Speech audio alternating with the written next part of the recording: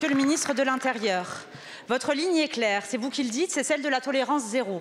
Vous entendez poser des actes fermes afin de renforcer notre soutien à nos policiers et nos gendarmes et d'enfin imposer le respect de l'autorité républicaine. Pourtant, certaines infractions semblent n'avoir aucune importance.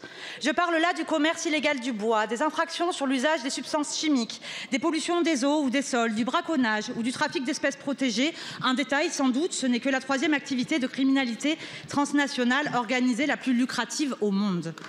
Oui, chers collègues, toutes ces infractions sont sous l'égide de la police administrative et judiciaire, assurée par l'OFB, qui assure également la police sanitaire en lien avec la faune sauvage. Là encore, un détail quand on connaît les drames sanitaires que connaissent nos cheptels.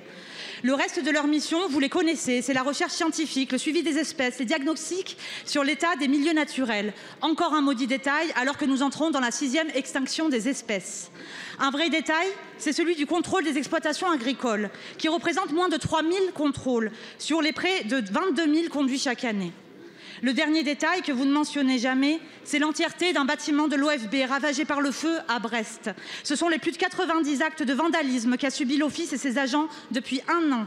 C'est le sabotage de la voiture d'un chef de service dans le Tarn-et-Garonne. Ce sont les insultes et les menaces quasi quotidiennes. Il y a 10 jours, tous les agriculteurs de ma région, Auvergne-Rhône-Alpes, ont reçu un courrier signé par l'exécutif régional et son conseiller spécial, Laurent Wauquiez, appelant ouvertement à la suppression de l'OFB et au refus d'obtempérer face à ses agents. Ces appels à la délinquance, à se soustraire aux droits et à l'autorité de nos policiers sont le signe d'une dangereuse radicalisation d'une partie de cet hémicycle. Ma question est donc simple. Allez-vous les rappeler à l'ordre et apportez-vous votre soutien à tous les agents de police de ce pays ou bien faites-vous de certains un simple détail, quitte à ce que et l'autorité de l'État et la grandeur de l'État de droit en pâtissent?